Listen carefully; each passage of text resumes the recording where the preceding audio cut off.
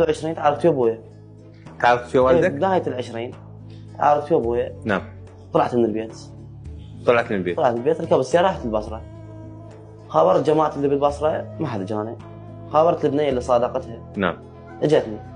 أول يوم، ثاني يوم، ثالث يوم، بس تجي شوية تعطيني مصرف وتروح. وأنت وين؟ أنا على شط العرب. فندق؟ على الشاف. لا مو فندق. يعني شنو؟ يجي قاعد. أفتار الصبح أظل أفتار بالبصرة. الصبح تفطر البصرة وبالليل؟ بالليل أظل قاعد على شط العرب. قاعد؟ اي قاعد. زين. فأخذتني هي الاثنين شقة. استوني يعني بدايتي. زين أنت شلون تسهر بالليل؟ يعني أنت الصبح بالبصرة تفطر وبالليل تسهر؟ من ساعة بالأربعة لحد ساعة بالعشرة ماكو أحد. أستغل هاي الفرصة أنام. تنام؟ تنام على الكورنيش؟ اي شايف الكورنيش هاي اللي طالع أرض الكورنيش. أنام جواهم. تنام جوا؟ لحد العشرة يلا تبي ترجع أنا مقعد أنا. قعدت؟ أسبح بالشط وأكمل وأطلع أفتر. تسبح بالشط؟ أسبح بالشط. زين كان عندك مصرف يعني؟ لو البنية يجيب لك مصرف؟ لا البنية جابت لي مصرف. البنية؟ تجيك يومية؟ تجيني يومية خلال 3 أيام. زين.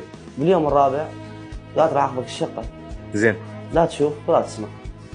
زين. رحت جاب الشقة على حسب الوصول. طبينا. ايه. طبيت لقيتهم كلهم